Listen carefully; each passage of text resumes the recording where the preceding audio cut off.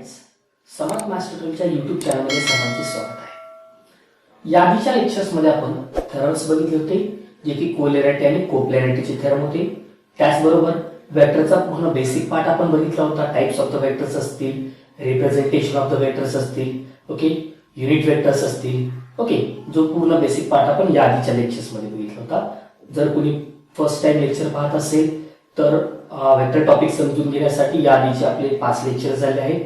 हे 5 लेक्चर्स आले तुम्ही पाहून घेतात, त्यानंतर हा लेक्चर्स तुम्ही कंटिन्यू करता. ओके, बघा आता आज आपण बघणार आहोत त्याच्या रिलेटेड प्रॉब्लेम्स. ओके, याआधीच्या लेक्चर्समध्ये पण आपण काही प्रॉब्लेम बघितले होते. आज पण new syllabus textbook exercise number 5.1 मध्ये काही प्रॉब्लेम्स आपण त्या ठिकाणी काय करणार आहोत, सॉल्व्ह करणार आहे. ओके, त्यापैकी फर्स्ट प्रॉब्लेम मी बुडवलेला आहे. बघा, प्रॉब्लेम असा आहे की in the triangle PQR PQ bar equal to 2A bar आणि QR bar equal to 2B bar दिलेले.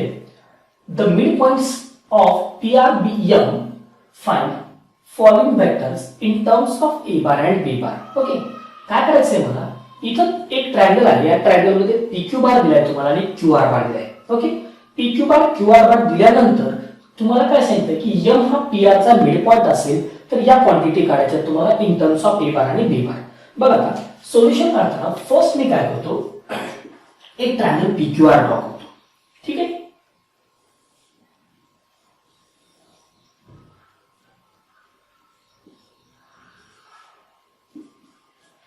जो की PQ बार दिलाय तुम्हाला 2A बार, QR बार दिलाय तुम्हाला 2B बार आणि काढायचा फर्स्ट PR बार. लक्षात घ्या, लेक्चर नंबर 2 मध्ये बघितलेले आपण. बघा, सेकंड किंवा थर्ड लेक्चर मध्ये बघितले triangle law of addition. Okay, first second lecture एखादं बघताल, ज्या लेक्चर मध्ये तुम्हाला बेसिक मध्ये दिले एडिशनचे लॉ सांगितले होते. एक होता ट्रायंगल लॉ ऑफ एडिशन, तर दुसरा होता पॅरलोग्राम लॉ ऑफ एडिशन. तर इथे ट्रायंगल ABC आहे. ऑब्वियसली या ट्रायंगल PQR मध्ये आपल्याला काय करायचंय, triangle law of addition apply करता येऊ शकतो. ओके, मग ट्रायंगल लॉ ऑफ एडिशन नुसार काय म्हणतात तुम्हाला, इन ट्रायंगल PQR या PQR ट्रायंगल मध्ये ट्रायंगल लॉ काय सांगतो, जर तुम्ही P कडून Q कडे जात असताल, Q कडून P कडे R कडे जात असताल तर final direction he P to R असते आणि मला काढायचे काय, PR बारच काढायचे. म्हणून मी लिहितो या ठिकाणी in triangle PQR PQ bar किंवा PR bar equal to PQ bar plus QR bar. Okay, बरं, PQ बार किती तुमच्याकडे 2A बार, QR बार किती 2B बार, म्हणजे 2 कॉमन काढला तर हा झाला A bar plus B bar. This is the first answer. Okay, तुम्हाला पहिला क्वेश्चन काय होता, PR बार काढा. तर PR बार किती आला, 2 into bracket A bar plus B bar in terms of A bar आणि B बार. क्वेश्चन नंबर 2 PM बार. पण M काय आहे, M हा मिड पॉइंट आहे. कुणाचा मिड पॉइंट आहे, PR चा. चला मी आता काय करतो, मिड पॉइंट काढतो इथं या ठिकाणी PR वर. ठीक आहे, हा मिड पॉइंट सपोज कन्सिडर करा. This is a M point. Question विचारलाय की PM बार काढायचा. लक्षात घ्या, P कडून M कडे जायला लागतो आता. ओके, म्हणजे जी डायरेक्शन PR ची आहे आणि PM ची डायरेक्शन आहे, दोघांची डायरेक्शन सेम आणि M काय आहे, मिड पॉइंट आहे. Okay, PM bar and PR बार काय दिली तुम्ही, MB the mid point of, mid point कोणाचा असणार आहे या तुमच्याकडे, PR. ओके, देयरफॉर तुम्हाला असं लिहिता येईल, हा जर मिड पॉइंट असेल तर या सिच्युएशन मध्ये आपल्याला पहिल्यांदा PM बार काढायचे. तर या PM बार साठी PM bar and PR bar are in same direction. जर दोघांची डायरेक्शन सारखीच आहे तर लक्षात ठेवा, डायरेक्शन सारखी आणि M मिड पॉइंट आहे, तर या ठिकाणी तुम्हाला PM बार इक्वल टू काय लिहिता येईल, PM bar equal to PR bar divided by काय असेल 2. डायरेक्शन सेम आहे त्यामुळे PR बार डिवाइडेड बाय 2 म्हणजे किती राहते तुमच्याकडे, 2 into bracket A bar plus B bar divided by 2. This 2 and 2 get cancel. Therefore PM bar equal to A bar plus B bar upon काय, sorry A bar plus B bar upon मध्ये काय नाही, upon cancel झाले. This is the PM bar. Okay, second विचारला QM bar. QM bar म्हणजे हा विचारलाय तुम्हाला. आता QM बार काढण्यासाठी काय करावं लागतं तुम्हाला या ठिकाणी? नाव QM साठी ट्रायंगल कुठला कन्सिडर करावा लागेल बघा. त्या ठिकाणी ट्रायंगल व्यवस्थित लक्षात घ्या. ट्रायंगल मध्ये PQM हा ट्रायंगल मी कन्सिडर करतो. ओके, किंवा QMP कुठलाही चालतो. नाव इन ट्रायंगल PQM, या ट्रायंगल PQM मध्ये जर मी ट्रायंगल लॉ अप्लाय केला तर PQ bar plus QM bar equal to PM bar असं असायला पाहिजे ट्रायंगल लॉ ऑफ एडिशन नुसार. ओके, हा मग यानुसार PQ बार इक्वल टू किती तुमच्याकडे 2A बार. हा QM काढायचा तुम्हाला इक्वल टू PM वर काढून घेतलाय मी A bar plus B bar. तर QM बार इक्वल टू हा A bar plus B bar minus 2A बार. तर QM बार इक्वल टू किती येणार आहे? B bar minus A bar. This is the value of QM bar. Okay, इथं फक्त आपण वापर केलाय ट्रायंगल लॉ ऑफ एडिशनचा, लक्षात ठेवा. बाकी दुसरं आपल्याला फिगर मध्ये गरज नाही, फक्त फिगर इम्पॉर्टंट आहे. फिगरवरून आपण काय करणार तर ट्रायंगल लॉचं ऍप्लिकेशन आहे. ट्रायंगल लॉ सरळ सरळ कसा अप्लाय करायचं हे माहिती आहे. ए कडून बी कडे, बी कडून सी कडे, तर फायनल डायरेक्शन काय असते? A टू C असते. त्यामुळे आपण जे काही क्वांटिटी काढल्या PR बार बायसेंट ट्रायंगल लॉ QEPM साठी M मिड पॉइंट दिलाय. युजिंग मिड पॉइंट फॉर्म्युला मी त्या ठिकाणी काय केलं, या ठिकाणी PM बार काढला आणि राहिला प्रश्न काय PQM, त्याच्या ट्रायंगलचा वापर करून मी शेवट काय काढला? QM बार काढला. ओके, नेक्स्ट प्रॉब्लेम दिला बोर्डवर बघा. OABCD is a regular hexagon. The points A and B have a position vectors A bar and B bar respectively refer to the origin O. Find in terms of A bar and B bar the position vectors of C, D and E. ठीक आहे, मला काय करायचं आहे? एक regular hexagon दिलेला आहे आणि या रेग्युलर हेक्सागॉन मध्ये A आणि B चे position vector with respect to origin A bar आणि B बार दिले. तर रिमेनिंग C, D, E याचे पोझिशन वेक्टर मला A बार आणि B बारच्या फॉर्म मध्ये पाहिजे. ओके, फर्स्ट मी काय करतो या ठिकाणी बघा, या ठिकाणी रेग्युलर हेक्सागॉन वापरतो. रेग्युलर हेक्सागॉन आहे तुमच्याकडे या ठिकाणी.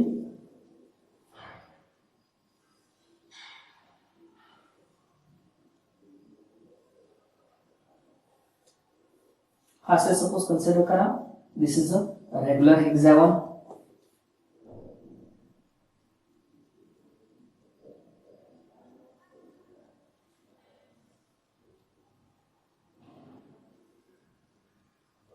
O A B C D आणि E.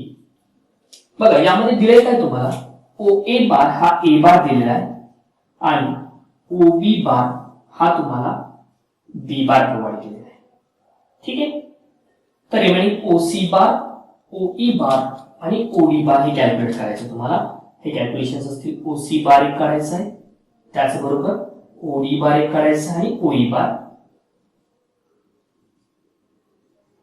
ठीक आहे, बघा फर्स्ट मला सांगा या ठिकाणी की मी हा OA बार जितका आहे तोच कोण, तो जो OA बार आहे तोच कोण आहे? DC बार असायला पाहिजे, हे लक्षात ठेवा. म्हणजे या ठिकाणी OA बार इक्वल टू किती आहे? DC बार. कारण रेग्युलर हेक्सागॉन आहे त्यामुळे OA bar equal to DC bar असायला पाहिजे. तर AB बार इक्वल टू काय असेल?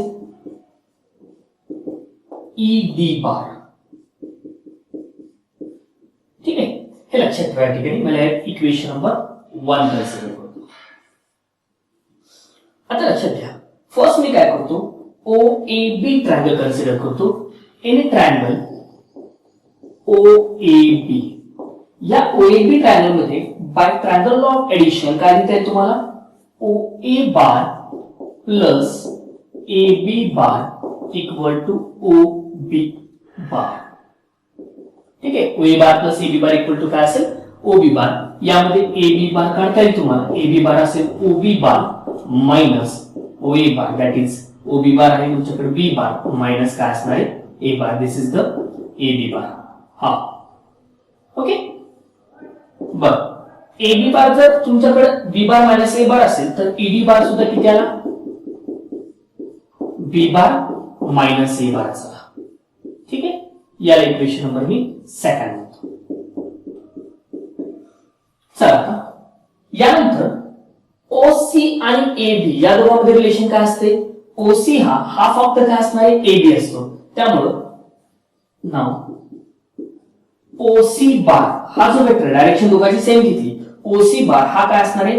ए बी च्या हाफ असतो, किंवा मी असंही म्हटलं चालते ए बी चा तो डबल असतो, किंवा या ठिकाणी 2 into A B bar. Okay, OC bar काय असणार? सॉरी, ए बी च्या कसा असणार आहे? डबल असेल. मग ओसी जर ए बी च्या डबल असेल तर ओसी बार इक्वल टू किती येणार आहे?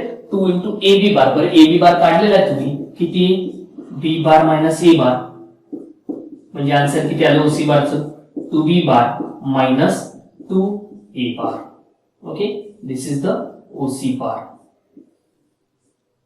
ओके, लक्षात ठेवा इथं ओसी बार काय आहे? त्याकडे तुमच्याकडे ओसी आणि ए बी एकमेकाला पॅरलल आहेत. Okay, OC bar and A B bar are parallel.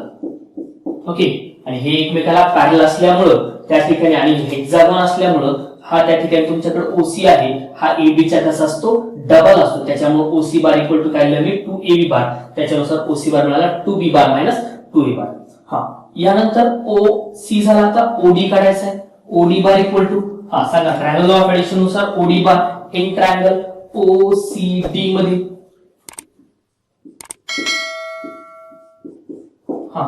OCD triangle मध्ये OC plus CD equal to OD bar. बर, OC plus CD equal to OD bar. तर मला सांगा आपल्याला ओडी बार काढायचं. ओसी बार किती आहे? आताच काढला आपण 2b बार मायनस 2a बार प्लस सीडी बार. सीडी बार किती आहे बघा?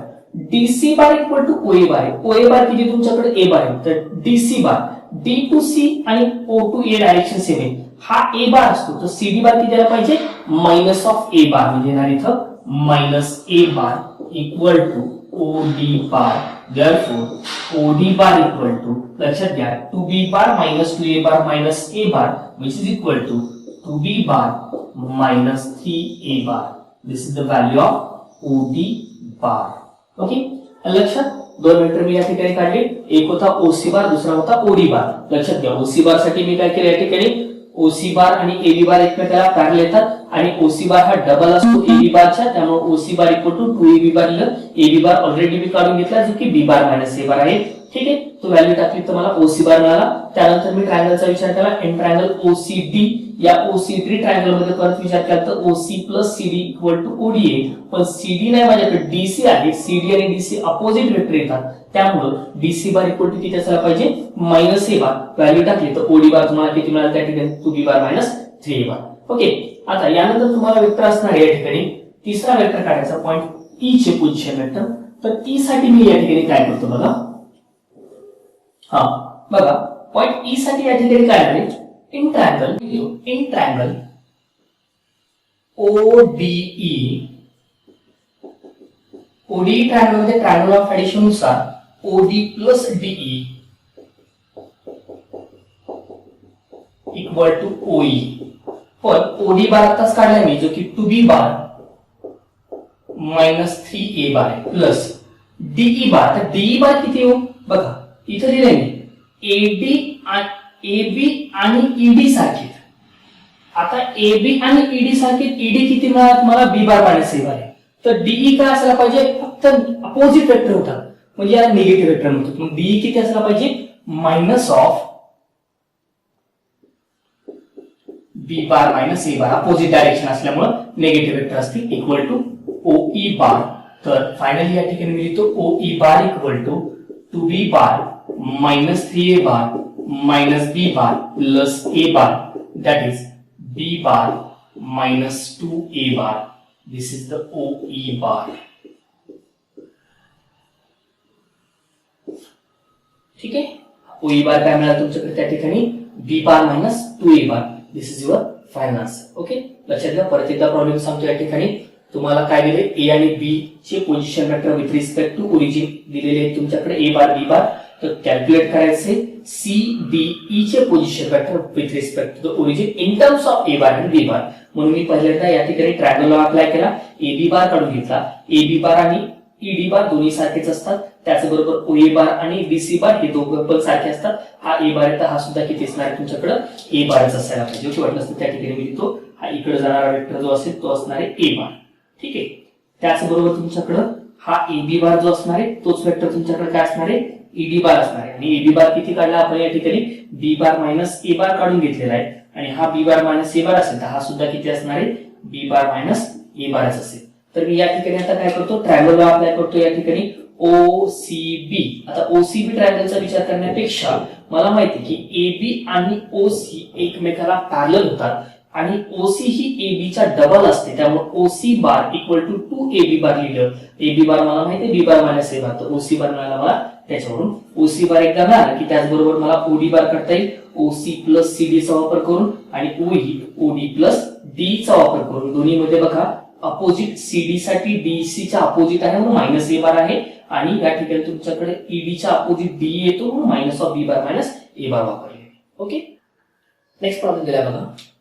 If ABCDEF is a regular hexagon, show that AB plus AC plus AD plus AE plus AF equal to 6 AO bar.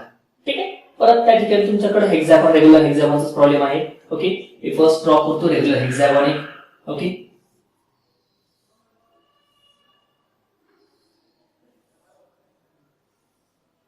चला A B C D E F. This is a regular hexagon आणि O त्याचा काय आहे centre आहे. Question विचारलाय A B bar plus A C bar plus A D bar plus A E bar plus A F bar. A B A C A D आणि A F. O काय आहे centre आहे. चला आता first मी काय करतो लक्षात घ्या ए बी बार काढून घेतो. लक्षात घ्या ए बी बार काढण्यासाठी काय करतो फर्स्ट मी याला जॉईन करतो. एकासाठी सांगून देतो हा ओ इंटू बी याला जॉईन केलं. या ओबी ला जॉईन केलं तर इन ट्रायंगल एओबी या एओबी ट्रायंगल मध्ये जर मी ट्रायंगल लॉ अप्लाय केला तर ट्रायंगल लॉ अप्लाय केल्यानंतर AO plus OB equal to काय असणार तुमच्याकडे एबी. म्हणून मी लिहितो directly A B bar equal to AO bar plus OB bar. Okay, याच्यासारखे सिमिलरली ऑर्डर लिहितो. हा एबी नंतर एसी काय पाहिजे मग आता एसी बार इक्वल टू लक्षात घ्या एओ प्लस ओसी.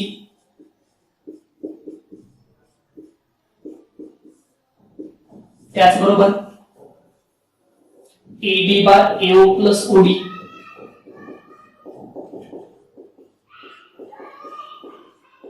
ओके, त्याचबरोबर AE bar AO bar plus OE bar आणि A bar equal to AE plus sorry A bar equal to AU plus of.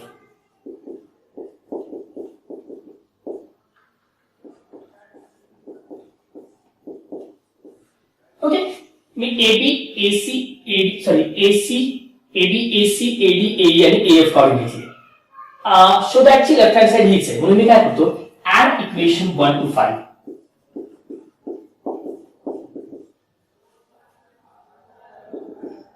So 1 2 3 4 आणि 5. चला काय म्हणजे मग A B bar plus A C bar plus A D bar plus A bar plus A F bar equal to इथे लिहितो मी.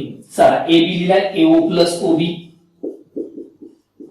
Plus A O plus O C plus A O plus O D plus A O plus O E plus A O plus of. Okay, चला आधी of AO किती तुम्हाला सांगा पहिल्यांदा. AO चा विचार केला तर 1 2 3 4 आणि 5 टोटल एओ बार आपल्याकडे इथं 5 एओ बार आहे. त्यामुळे 5 एओ बार प्लस आता लक्षात घ्या, राहिला पार्ट सगळा लिहितो सुरुवातीला मी. ओबी बार plus OC bar plus OD bar plus OE bar plus of bar.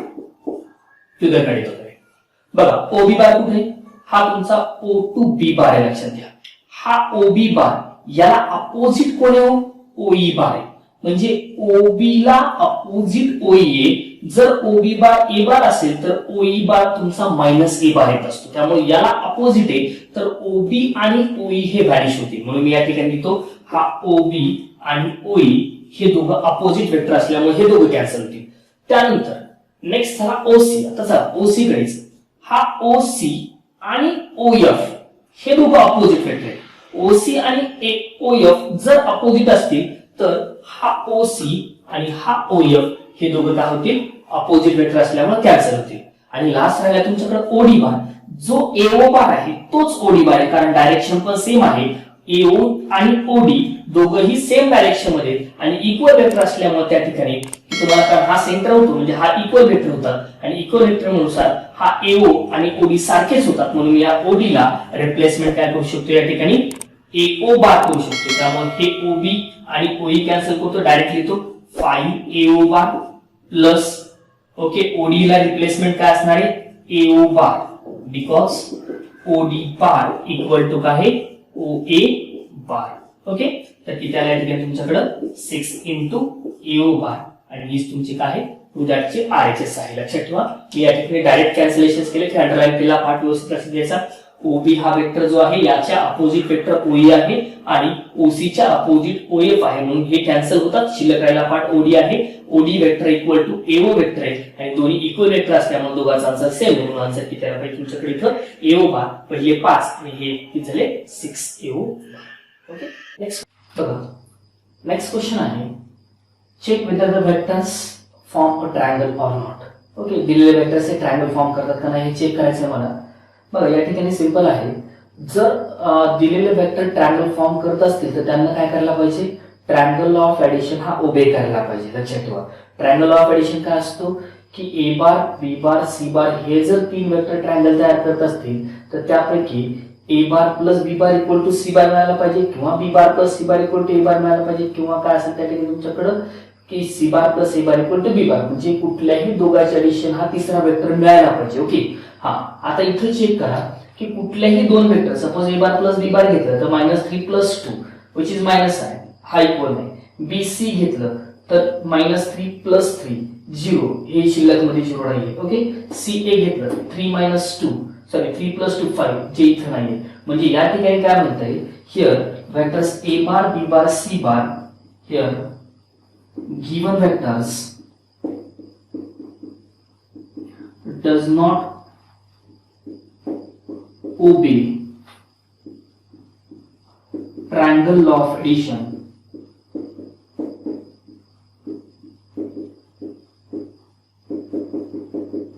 Therefore, they do not form triangle.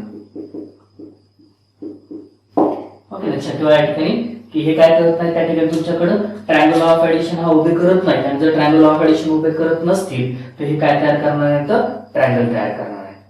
Okay, पहा नेक्स्ट क्वेश्चन आहे, in the figure express C bar and D bar in terms of A bar and B bar. C bar आणि D बारला मला ए bar आणि बी बारच्या form मध्ये express करायचे. त्याचबरोबर एक वेक्टर काढायचा जो की या ए बारच्या डायरेक्शन मध्ये आहे आणि ज्याचं मॅग्निट्यूड किती आहे, 7 युनिट आहे. ओके, बघा आता पहिला क्वेश्चन मध्ये सॉल्व्ह करतो. सी बार आणि डी बारला ए बार आणि बी बारच्या फॉर्म मध्ये एक्सप्रेस करतो. ठीक आहे, चला आता फर्स्ट मी या ठिकाणी बघा, इन ट्रायंगल पी क्यू, या ठिकाणी तुमच्याकडे एस कन्सिडर करा.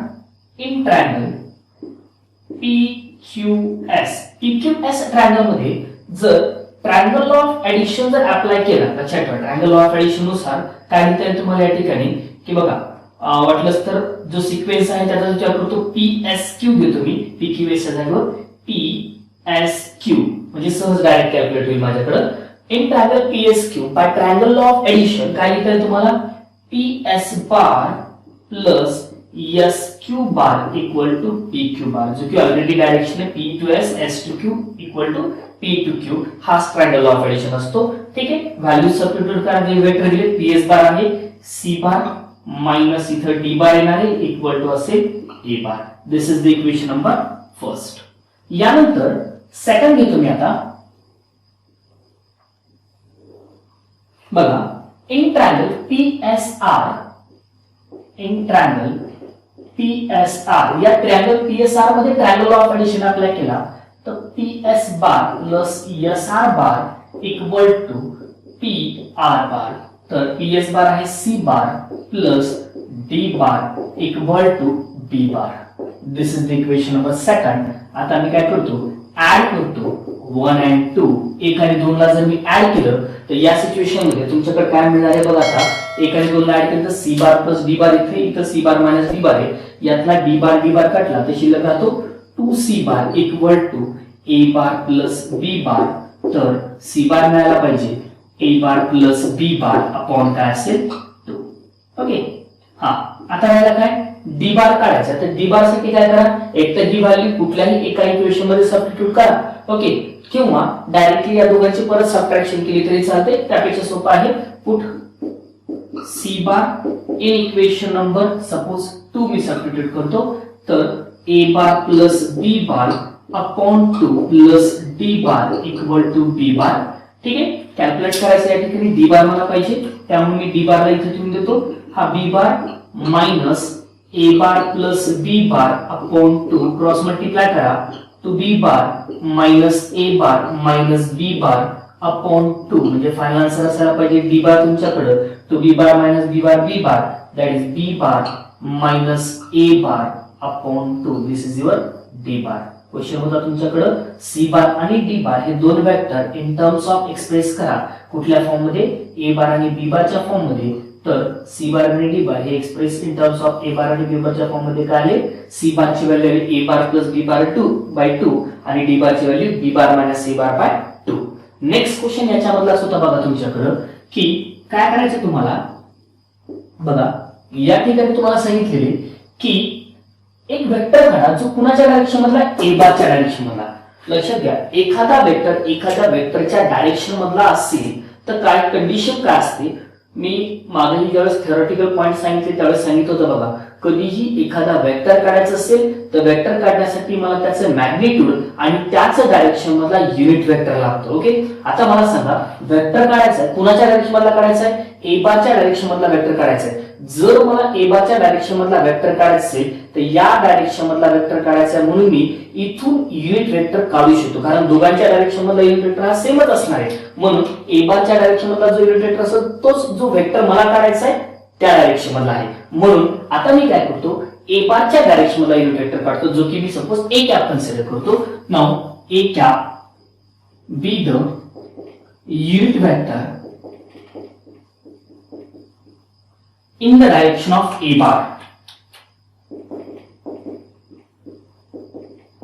ठीक आहे, मग आता A कॅप इक्वल टू काय असणार आहे, A bar upon magnitude of A bar. A bar ची व्हॅल्यू तुमच्याकडे आहे I cap minus 2J cap. याचं मॅग्निट्यूड किती येणार आहे, root of 1 square plus minus 2 square, that is 4 plus 1 root of 5. This is the A cap. मला काय पाहिजे की या वेक्टरच्या डायरेक्शन मधला एक वेक्टर पाहिजे. सपोज मी त्याला B बार कन्सिडर करतो. Let B bar be the vector is in the direction of A bar and having magnitude 7. Okay, काय केलं मी B बार वेक्टर कन्सिडर केला जो कुणाच्या डायरेक्शन मध्ये आहे, A बारच्या डायरेक्शन मध्ये आहे आणि ज्याचं मॅग्निट्यूड किती आहे 7 आहे. मी आताच म्हटलं कधीही एखादा वेक्टर काढायचा असेल तर त्यासाठी त्याचं मॅग्निट्यूड आणि त्याच डायरेक्शन मधला युनिट वेक्टर लागतो. म्हणून मी आता लिहू शकतो therefore B bar equal to magnitude of B bar into B bar कुणाच्या डायरेक्शन मधला A बारच्या, म्हणून A बारच्या डायरेक्शन मधला आणि B बारच्या डायरेक्शन मधला युनिट वेक्टर सेम इनटू काय असेल A cap magnitude of B bar 7. A cap आहे तुमच्याकडे I cap minus 2J cap divided by square root of 5. This is the value of B bar. म्हणजे जो vector तुम्हाला find out करायचा होता तो वेक्टर कुठला झाला तुमच्याकडे या ठिकाणी B bar equal to 7 into bracket I cap minus 2 जे कॅप डिवाइडेड बाय काय असणार आहे √5. This is the value of B bar. B bar म्हणजे कोणता वेक्टर आहे जो वेक्टर ए बारच्या डायरेक्शन मध्ये आहे आणि ज्याचं मॅग्निट्यूड किती आहे 7 युनिट आहे. ओके.